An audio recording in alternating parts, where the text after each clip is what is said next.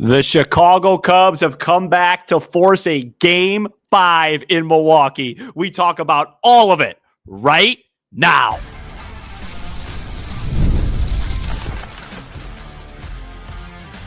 You are Locked On Cubs, your daily Chicago Cubs podcast, part of the Locked On Podcast Network, your team every day. You are Locked On Cubs, part of the Locked On Podcast Network, your team every day. I'm Sam Olber. I'm a lifelong fan, taking my passion into a discussion with you on all things Cubs. Today's episode is brought to you by FanDuel. Right now, new customers can bet just $5, and if your bet wins, you'll get $300 in bonus bets to use across the app. Download the app today. Well,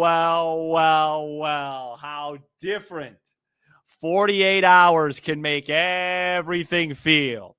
Yes, we're going to talk about Game 5. We're going to talk about potentially who starts Game 5. Maybe we take a couple of your questions at the end of the show if you're going to stay up late with us live. We talk about Ian Happ's biggest swing of his Chicago Cub career. The bullpen. All of it. Where do you want to start? I'm going to start with Matthew Boyd. Folks, you know, sports can be such a life teacher. You know what I mean? It can really teach you about life. It's one of the reasons why I use it as such an escape, because it's not really an escape because you learn so much from it. Matthew Boyd on Saturday afternoon could not get through the first inning against the Milwaukee Brewers. He could not get through the first inning. And he came out, took the ball, and if we've learned anything from Matthew Boyd, not only did he take the ball, he didn't take it reluctantly. He wanted the ball. He wanted the ball. He didn't want the Cubs season to end and have it be partly because he had a bad outing. Whether it was fair or unfair, I say unfair that they put him out there in that situation. That's what type of competitor Matthew Boyd is. And we kind of talked a little bit about it on the show, that if there was a Game 4 and he got the ball again, we liked his chances to really show up. And he did that. And 4 2/3 innings, a scoreless ball, was a little bit wild, but he got the job done. What more can you say about him and JMO pitching the way that they have under elimination circumstances? I mean, that's as tough as it gets, guys. That's as tough as it gets. JMO, 2 elimination games, 2 gems. Boyd, elimination game, another gem. Don't look now. The Chicago Cubs are now 4-1 in the postseason at Wrigley Field against 2 very, very good baseball teams. They're eventually going to have to find a way to win a road game on Saturday. We're going to talk about that in a bit. But I thought it was appropriate to start with Matthew Boyd because that's not easy to do. It's not easy to go out there and not be able to get through the first inning, whether he had an error behind him or not, and then come out on a Thursday night at 8 o'clock facing an angry Brewers team. You know, the message in their dugout was jump on Boyd early. We got his number, and we're going to take care of business. And he did what he needed to do. Great job, Matthew Boyd, and congratulations to you. Hopefully we see more Matthew Boyd, because if that's the case, that means we've moved on to the NLCS. But his first year in a Cub uniform has been nothing short of outstanding. Moving on to the rest of the game, it's time to talk about Ian Happ. Another example of resilience. Another example of high character.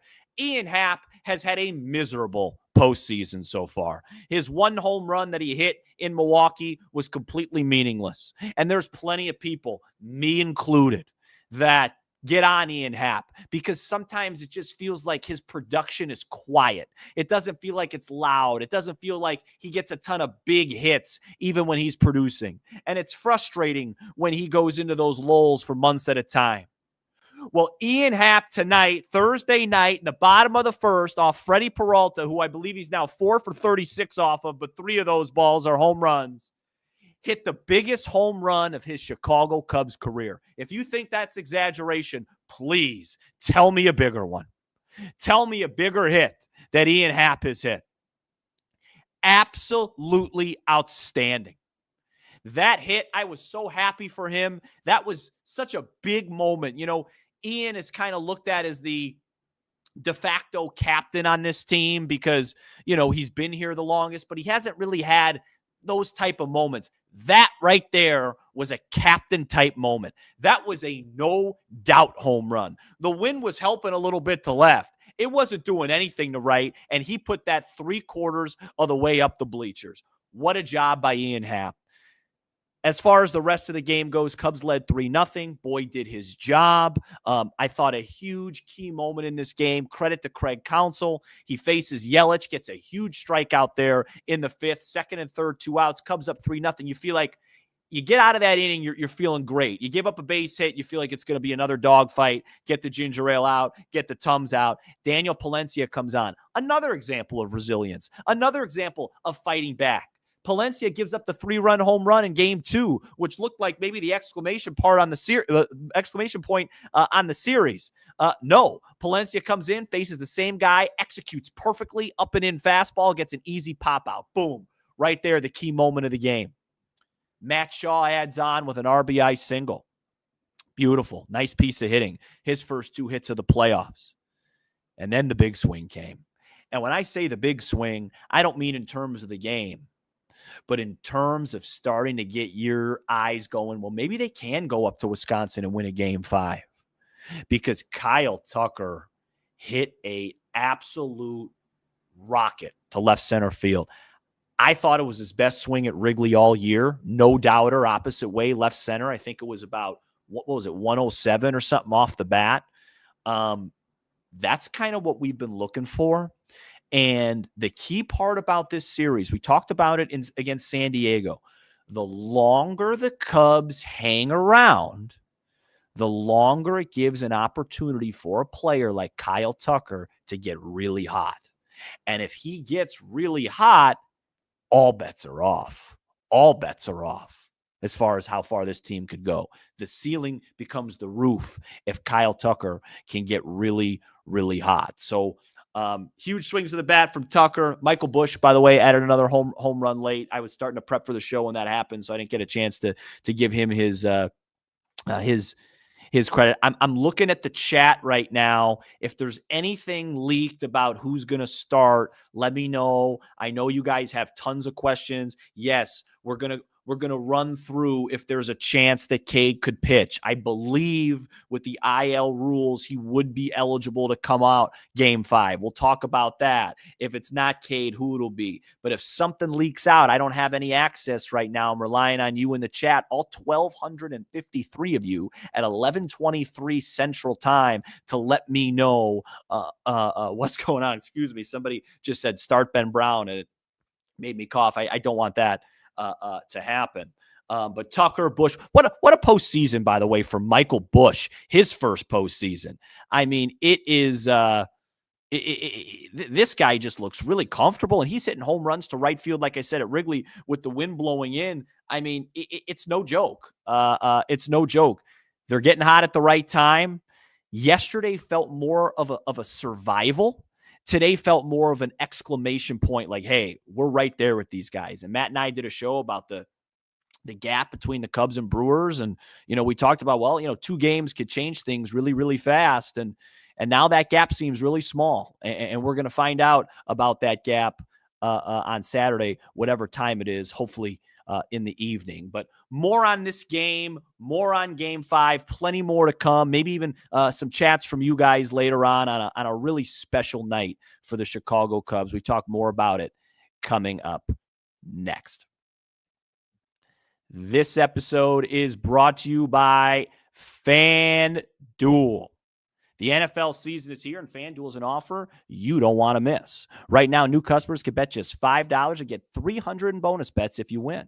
That's right. Pick a bet, put down $5, and if it hits, you'll unlock $300 in bonus bets to use across the app. The beloved, the Chicago Bears on Monday night go to the nation's capital where they let's just say, didn't have a great experience last season. They opened at 5.5-point underdogs. I believe it's come down to 4.5. I think that's an interesting spot for the Bears. Really excited to see how Ben Johnson and the crew look coming off of a bye. But if I'm going to be honest, hopefully we're still talking about this Cubs postseason run, and I don't really have to pay attention to that football game. So what are you waiting for? Visit FanDuel.com to download the FanDuel app today and get started. All right, we are back here on Locked On Cubs. Shout out to the everydayers, and you can become a Locked On Cubs everydayer by joining us for every episode throughout the week. Reminder, we hope that we're covering games all October long, but when the Cubs season ends, that doesn't mean this show goes away. In fact, it stays the exact same.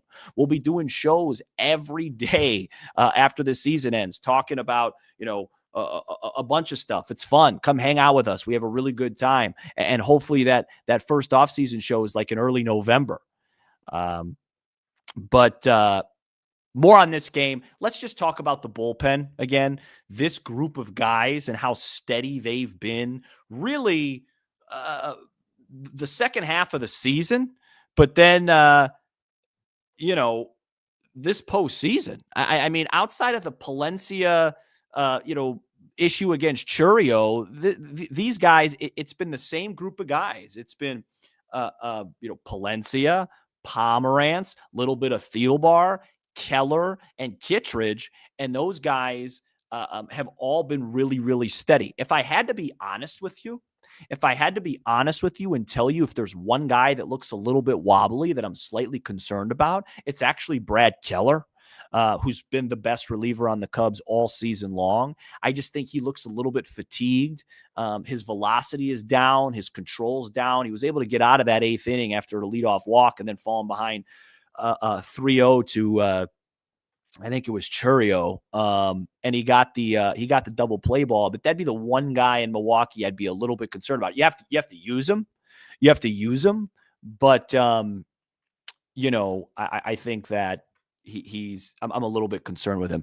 Before we get into Game 5 stuff, which I know that's kind of what everyone wants to do, I just want to take a minute and appreciate this performance by the Cubs, because I think a lot of people, and me included, have been hard on this team at times, because after April and May, and a little bit into June, they just, not only were they not a very fun team to watch, but it just felt like they were a little bit average, and it just didn't feel like they were a true contender.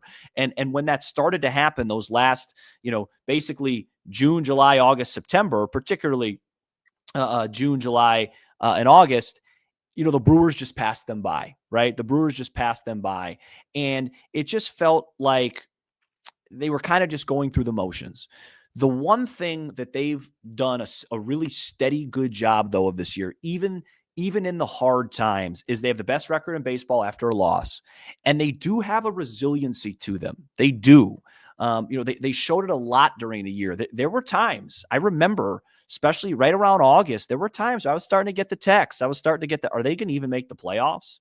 And I came on this show and said they were for sure going to make the playoffs, but I also said I really doubt that they get home field against the Padres with the way they're playing. I 100% said that. They found a way to get that done. And then, they closed the year. They did what they needed to do to clinch that. Then they play San Diego. They win Game 1. They lose Game 2. They find a way to win Game 3. Then they have the Game 1 debacle in Milwaukee, and it's kind of like, okay, you got to get Game 2, right? You got to get Game 2. And it turned out to be a disaster, right? And there's tons of pitching questions and all that. And to come back and get both of these, I really have a new level of respect for this team. And no matter what happens in Game 5, obviously winning Game 5 would cement a successful season. That's the goal, to make the Final Four, to win a championship. I'm not sitting here saying that, they're playing with house money. It's a huge game. We're going to remember it for a long time.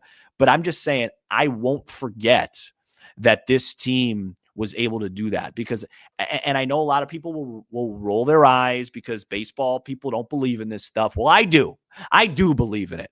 And I think it showed a lot of guts. I think it showed a lot of courage, a lot of resilience, a lot of character for them to bounce back. I really do. I think yesterday was the key game. They found a way to get it, and they were really, really good today. And they basically have three starters that they feel somewhat confident in right now, and one of them pitched who had a really tough outing in game one and bounced back. And I thought Wrigley tonight was unbelievable.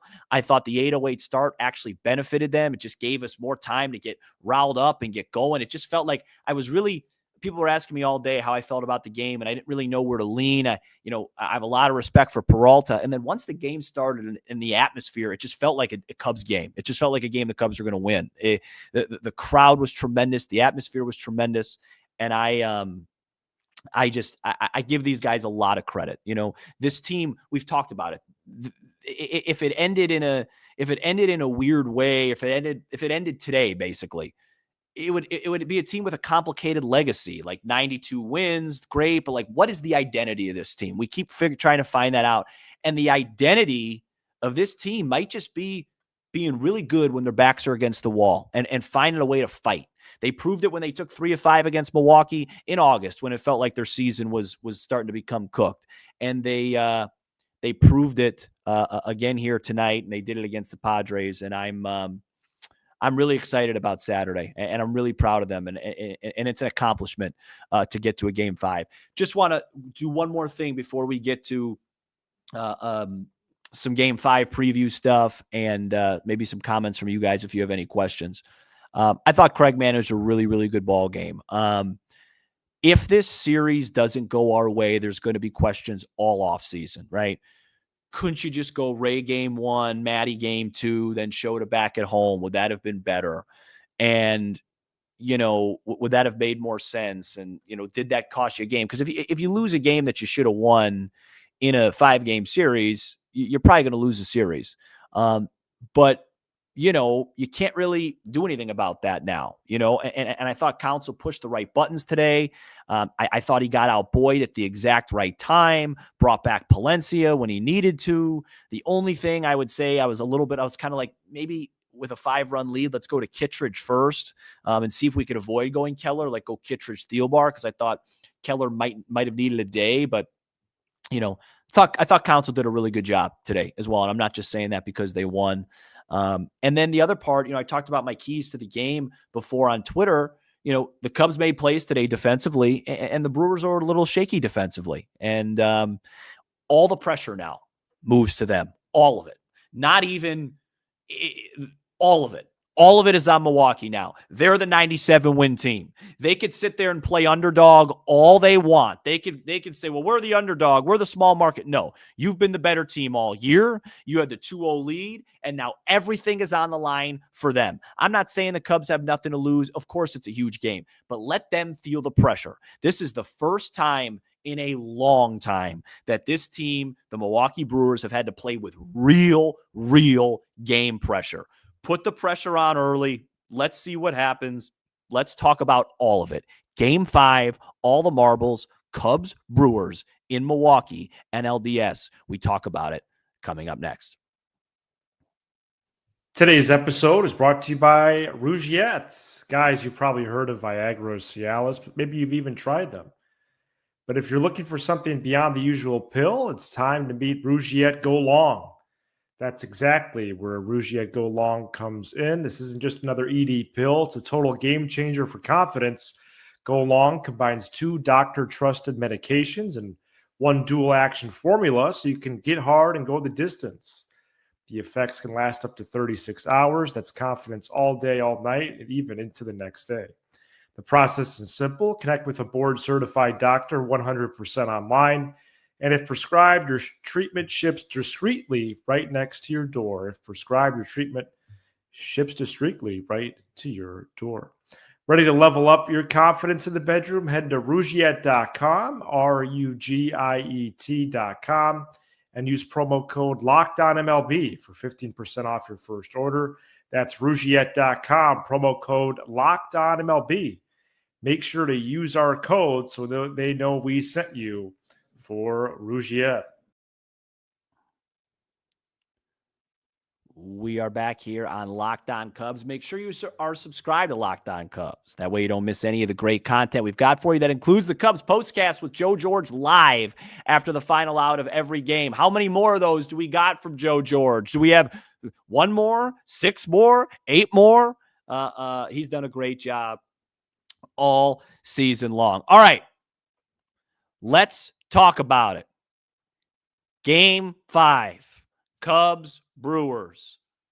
Everything on the line. I'm going to start by saying I don't want to see Ben Brown pitch. I'm just going to start by that, unless it's late in the game. That is, Ben Brown has not earned that opportunity. I keep seeing that in the chat, and I don't know why that's in there. Maybe for 1 inning, maybe him or Soroka, maybe. But I don't. No. Okay. Like I said, unless it's desperate times. I'll tell you what I would do, assuming we don't have a miracle Cade Horton thing. I'm not going to put that on the table unless I know that it's on the table, which I don't. I think Colin Ray should get the ball. I think he should pitch about 2 innings, right? 2 innings or so. Then I think they should go to Shota for about 2 innings. I'd go Ray to Shota. If you still need 1 more guy to get to the 5th or the 6th, that's where I'm a little bit confused. Would they go Soroka for an inning? Would they go Brown for an inning?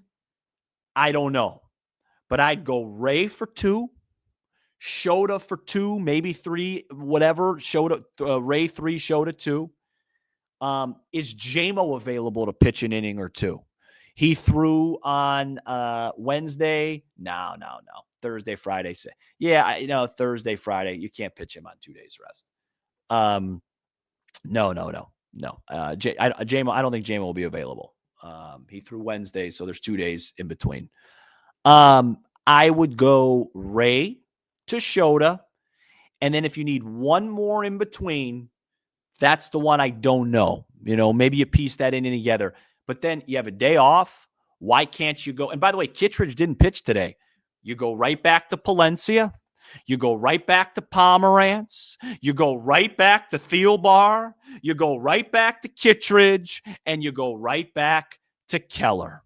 No extra innings for Keller. Just 1 is fine. I also would probably recommend using Kittredge against the meat of the order versus Keller because he's just showing some signs. But I think you still have to. Go with Brad Keller. Offensively, it's just going to be the same lineup. We'll be very curious to see what the Brewers do. I think that's almost as big of a question as what the Cubs do. Will they go with a Matthew Boyd type? Priester bounce back because he threw so few pitches in his outing. Maybe Priester throws a couple. I think you're going to see Mizorowski. I think you're going to see a lot of Mizorowski, and he's really up and down. He could go 5 innings, 12 Ks, and be the story of Milwaukee Brewer baseball history, or he could come in, walk the ballpark, give up 3-4 runs, and we don't know. I think you're going to see Mizorowski and a lot of him in this Game 5. I'm trying to think, all the rest of their guys, Ashby, Patrick, they haven't used Uribe. They'll use Koenig. I mean, for them, it's just going to almost be a full-on bullpen game. But I think you're going to see a lot of Mizorowski. And as far as the Cubs lineup goes, whatever they do, they're going to throw so many different guys. If they open with a lefty, Boyd just hit a homer off a lefty. Bush just hit a homer off a lefty. Just keep Bush in the game. That's it. Just keep Bush in the game. Okay, enough. That's fine. Just keep Bush in. Just keep the same lineup now. They're starting to roll. Okay, they're starting to roll. Just run it out there. The only question I would have been if Matt Shaw looked completely lost again today. Do you consider another option there? I don't even know if Willie Castro's on the team anymore. But Matt Shaw getting 2 base hits today. His confidence is back up. Had a steal. He's walked a lot. He plays great defense. So I think there's no question about that Shaw is going to be in there. Same lineup. I don't even know how I'm going to feel. First of all, I would love a time. Do we know the time of the game yet? Because I actually have Believe it or not, I have some plans on Saturday. They consist of me just having to drive over to Midway to pick up my cousin from the airport. I'd like to pick him up, drop him off, and not have to miss any of this baseball. Oh, is that it's 7:08? Beautiful. Okay, so that'll be perfect. All right. We got a few minutes here. Amazing game for the Cubs. Congratulations to all of you guys that get to see another playoff victory. That's 4 playoff wins now on this run. The Cubs moved their record, by the way. They're now 4-3 in this postseason, and they've kind of been a 500-ish team here for a while. Can they make that jump to go 5-3 against the Padres and Brewers? I'll take about 3 or 4 questions just because you guys are up late with me. Here's a couple good ones. These are a few good ones here. It's been a while since I've navigated the chat. Sam, what are your thoughts? This is from Christian. Sam, what are your thoughts on Seiya's defense and right? Yeah, it's held up so far. I'm not going to lie to you. When the ball goes to him, my heart skips a beat just a tad. But he's held up so far defensively, and he's held up offensively. I know he had a bad at bat tonight with the bases loaded, but his at bats overall have been really good. Sam, who do you give the game ball to for tonight? It's a great question. Not Bob Odenkirk. I would split the game ball in half, and I'd give half to Ian Happ, and I'd give half to Matthew Boyd. Let's see here.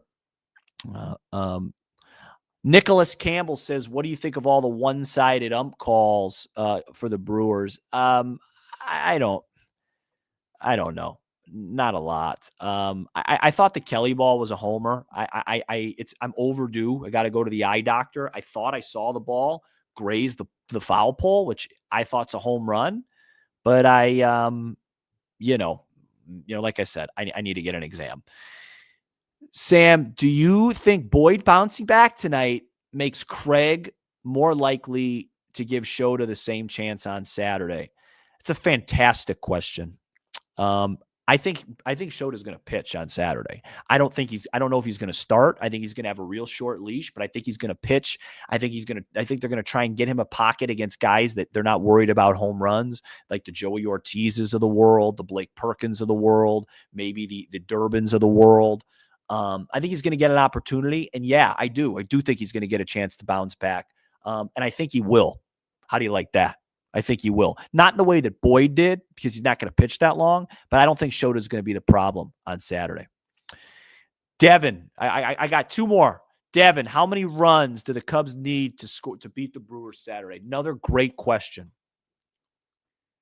I think the Brewers are going to come out hitting. They're going to be energized, but I could see him getting it done with 4, but I think 5 would make me. If you were to tell me right now, give or take 5, I'd take it. 4 or 5. 4 or 5. All right. 1 or 2 more here. Camera angles and the quality of the imagery was fantastic. Sound mixing and commentary is not great. Yeah, I think that's fair. All right, 1 more, and then we move on. TNT broadcast, TBS. Yeah, I said that. Sam, do you think Horton returns for the NLCS? I don't know. It's really hard for me to answer things I don't know. Like me saying, I think I don't know. I don't know how he's feeling. My guess would be yes.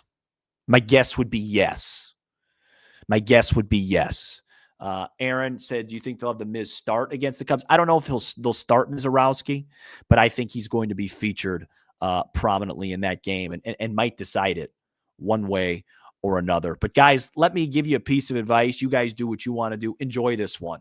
This was a special job. The Cubs had so many heartbreakers at Wrigley in 2018. They didn't have any crowds, obviously, in 2020. This really made Wrigley feel special again. And whatever happens, if they win in Game 5 and play the Dodgers, that's great. And if they don't, how much motivation are they going to have next year to try and have everything be home field? Because they are a really tough team to beat at this ballpark. Matt and I said it all year. Just get these games to Wrigley, because they are really, really tough there. And so proud of these fans, so proud of the crowd, the atmosphere, the players. Just a really, really good 2 days to be a Cub fan. And now we get a chance to see if they could close out what would be, I don't know, the most significant Cubs series win outside of the World Series in my lifetime. outside of 16. So outside of the NLCS in 16, would this be bigger than beating the Cardinals in 15? I don't know. Being down 2-0, who knows? Hopefully we get a chance to debate about it and talk about it. I will see you guys. I'll probably post something tomorrow on YouTube, maybe some sort of short or something.